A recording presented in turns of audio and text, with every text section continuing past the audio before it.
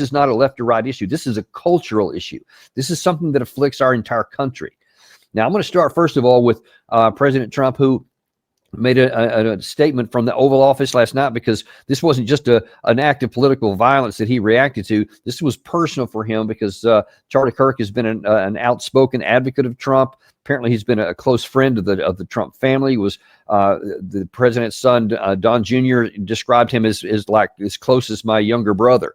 I mean, it was a very, very painful thing for the Trump family. So it was not surprising at all that President Trump really went over the top to try and honor him in the past. In fact, apparently Air Force Two with the vice president is being sent to escort Charlie's body back to his hometown. That's how important it is to the president and the vice president.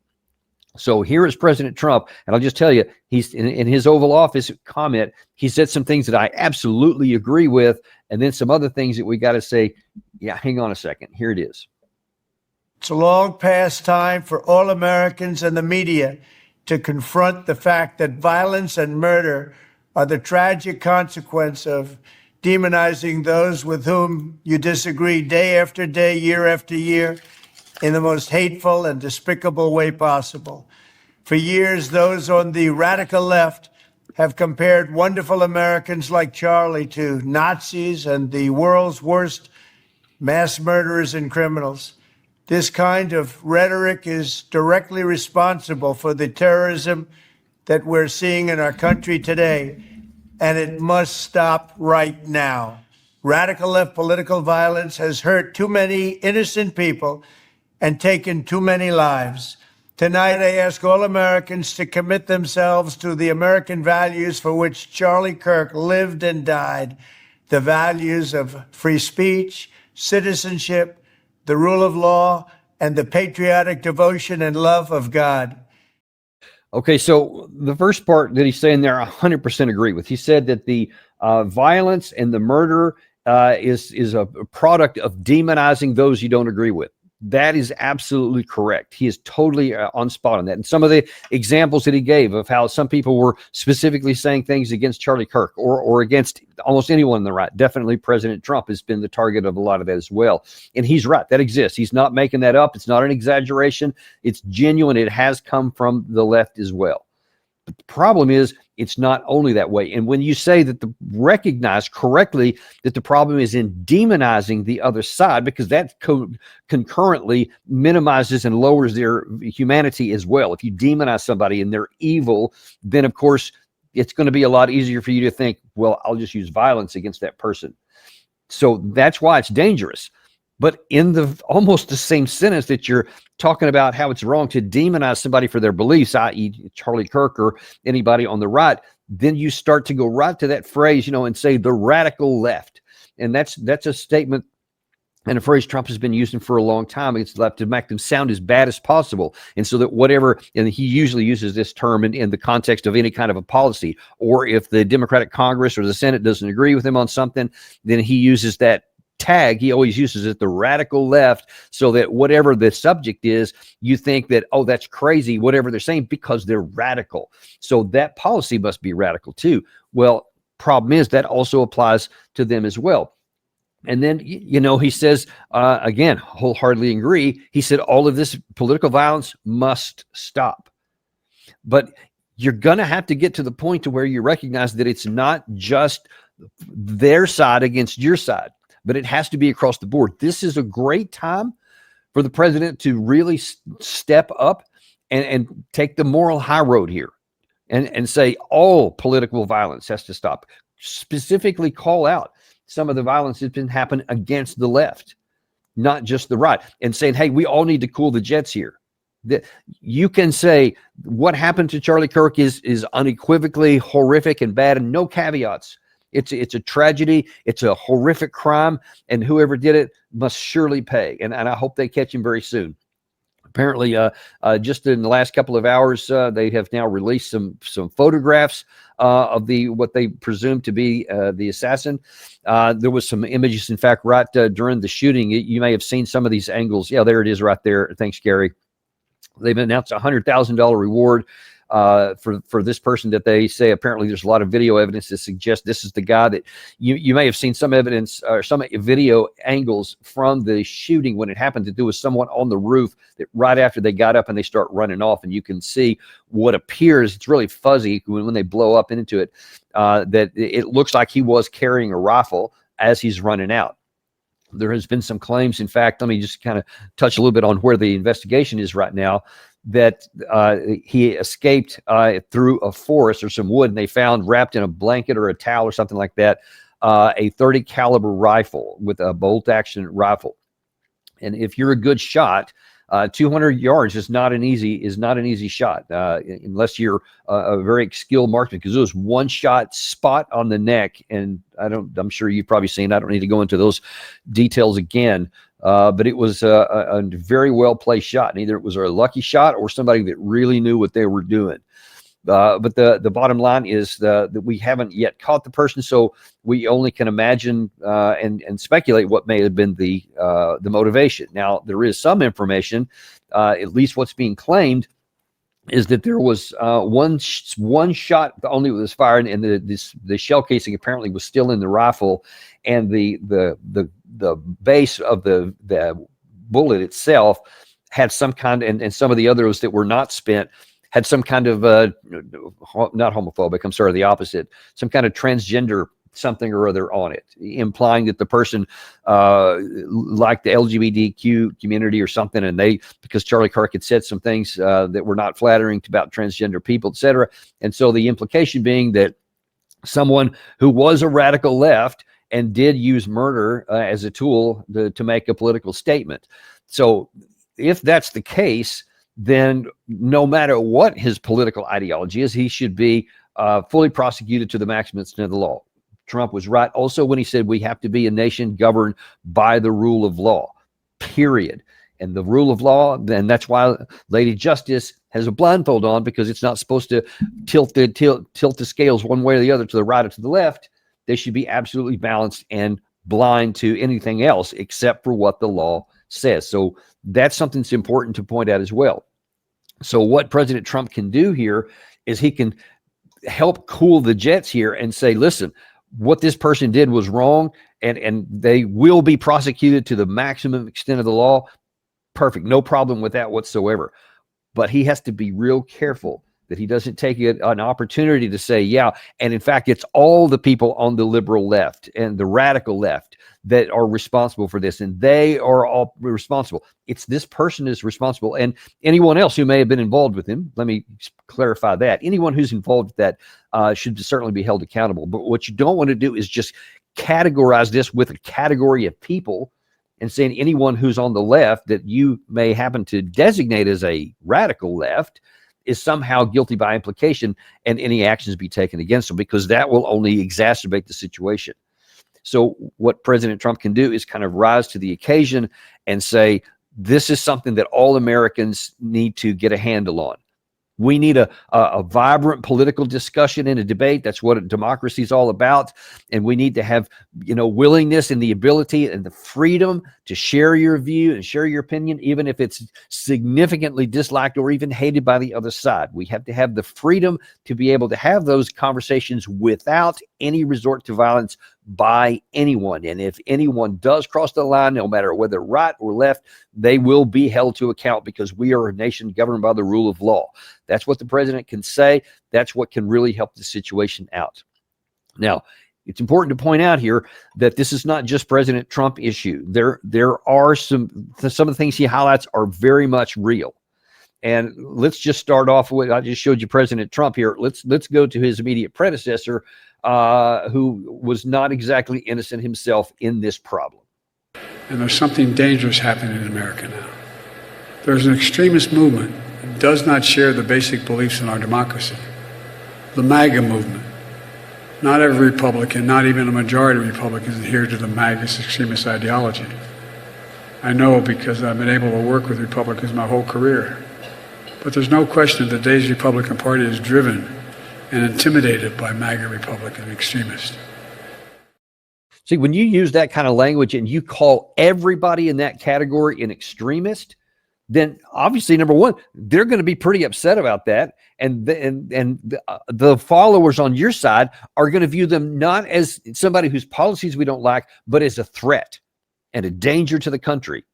So President Trump was right on that too, when he said that a lot of that anger and vitriol and the political demonization was in part responsible for this. I think that there's some validity to that argument. But it's across the board here. And let me just kind of give you some examples here. This issue we're dealing with right here is Charlie Kirk. But you're going to remember earlier this year, we had a couple of other pretty big issues. In April of 2025, Governor Shapiro, in Pennsylvania, his office was, or his house rather, his residence was broken into, and an arsonist came in to set fire to the place and he had the intent to use a hammer to murder him. I mean, it was the plan was just this horrific situation, which in this case, thank God, he did not succeed. It burned a portion of the mansion, but nobody was actually injured. They ended up capturing the guy. In June, though, in this June 2025, we weren't so lucky when Democratic from Minnesota, Melissa Hortman, was actually assassinated in a political murder by a guy. In fact, Gary, if you can put that second full screen up there, that headline. This one was meaningful because it says the authorities in Minnesota have arrested the man that killed the state lawmaker and wounded another, and had a hit list of 45 elected officials, all Democrats. You may recall this is the guy who dressed up like a cop and had some kind of a prosthetic mask on or whatever. It was super creepy. And then did kill 2 people, but had a plan to kill 45 Democrats. So you see that this is something that's got some kind of this guy had a sickness clearly, but he had a political motivation as well. And these are just a couple of the whack jobs, right? So you can just kind of say, okay, well, whoever killed Charlie and this guy here who killed the Democratic lawmaker, they're just the outliers. They're just the weirdos, right? Problem is, it goes much deeper than that. And like I said, this has been building over probably a couple of decades, getting worse and worse over the last 15 years in particular. And now it's really starting to get into a fever pitch in the 2016, the 2020, and the 2024 elections. There keep on being these polls look out that says what percentage of the people recognize their political opponent as a danger and that you might consider using political violence. Every year, every election cycle, it has gone up more and more. Now, from this year, let me just show you a couple of things here. This is from, I believe it is March of 2024. Yeah, this is March of 2024, that 28% of Republicans strongly agree that Americans may have to resort to violence in order to get the country back on track. That is an alarmingly high percentage. 28%. Either agree or agree strongly that you may have to resort to violence. That just tells you that the mental threshold for using violence continues to go up. Now, lest you think, well, you're just picking on the Republicans, dude, let me just show you here. There's the left side. It's a lot worse. And this really surprised me because this one's from, I believe, this year. April 2025. New survey reveals disturbing trend in support of political violence. A new report from the New Network Contagion Research Institutes found a disturbing trend in support of political violence. Researchers found a significant number of Americans who identify as left of center, that, remember, not radical left, not way over left, but left of center, support deadly violence against President Trump and Elon himself. Now, when you scroll down a little bit, you get to the real shocking part. 38% of total respondents said it would be somewhat justified to murder President Trump. 31% said the same about Elon Musk. However, and this is the killer, for those self-identifying that group that were more left-leaning, those numbers exploded to 48 and 55% respectively. That is a shocking number. So that's just regular people. So what you see here over and over, folks, is that even among the populace and the people who are most politically active on both the right and left are relatively small portions of the overall population.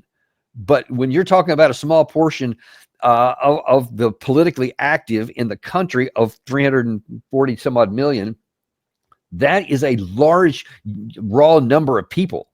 And the more we demonize their opponents, the more we desensitize ourselves to violence and say, Maybe it is necessary. Maybe it is important. And then it's reinforced by those political forces who want to get these people supporting on either side.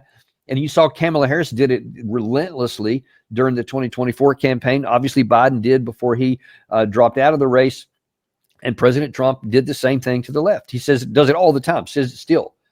It's radical left here. The left says that the right is a dangerous. The MAGA particularly, they're a danger. And who can ever forget Hillary Clinton's deplorables that she said in 2026? So this has been going on for a while.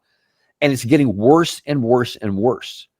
And now here we have this flashpoint. And we have to be really, really careful, or this could be the start of something. What we should work towards, and what I certainly hope we do, and what I'm advocating, is that we work to dampen this. But you got to be aware of the problem, and you got to be aware everybody has to have some willingness, some self-identifying recognition that our side is also in the wrong here on this point. We cannot even say in some cases, it's okay to use political violence to get the outcome that you want. The left has to say, we will win it at the polls, like used to be normal in America. And if we don't, then we'll get them in the next election, and we'll work harder, et cetera. We'll provide a better policies. We'll try to influence more people, et cetera. That's what used to be the case in either direction going forward. We've got to move back to that point here, because I'm telling you, see, part of the twisted mentality of believing that from these people who are saying they're only thinking in the near term. They're thinking, well, if things get bad enough, and each person can define that on their own, what bad enough equals, then it may be necessary and useful to use violence to get what we want. So you're only thinking that, yeah, if X policy X here doesn't go the way I want, or if they pass law Y that I don't like, I may have to use violence to get it rectified. And then you think, okay, I used violence, I rectified the situation, now everything's good. Only it wouldn't happen that way, would it? It never does. Because any side that uses violence against the other side will exacerbate the situation and get a return. For every action, there's an equal and opposite reaction. Only that's not entirely accurate, because very often in these cases, it's not an opposite reaction, it's an accelerated reaction, which then spawns a counterattack on the other side. And you see, then it can get worse, because when that happens and when you get this back and forth like that, it reinforces the belief of those who have the willingness to use violence already. And they see, I told you, they are violent. They are a danger to our country, and we now need to use more violence. You see, this could spin way out of control, folks. We have got to get a handle on this. Leaders need to get a handle on this. Recognize that if you're a conservative and you see that poll I just showed you, you should rightly be alarmed that many people think that violence may be okay. And if you're on the left and you see that about 28% of Republicans think that violence may be okay, you should be concerned about that. But you can't only be concerned about that. Each of you has to look in the mirror and see that that's 28%. The low one is way too high. God forbid, 31% or 55% in the subcategories. Those are way too high. That should be your big alarms here, that we're going down a darker and more dangerous path that could be bad for the country. It could be bad for your party. We have to get this under control right now. We cannot let this spiral out anymore. Let's let this horrible tragedy of Charlie Kirk being murdered in broad daylight in front of everyone. Let's mourn him for the loss, but let's also open our own eyes and recognize we've got to get a handle on this, so these kinds of assassinations don't accelerate and continue on, but that we go back to our democratic roots, our actual law and order. Trump is right on that, but it has to be blind. It has to be applied to everybody, so that we use appropriate means, political means, to have our way accomplished. And recognize that you're not always going to get your way. And when you don't, you just work harder at the next election. You don't go and use violence against someone because you don't get your way. That's what leads to the disintegration and the fall of even the greatest of empires. We don't want to prove that again. Let's fix this while we still can. Thanks, folks.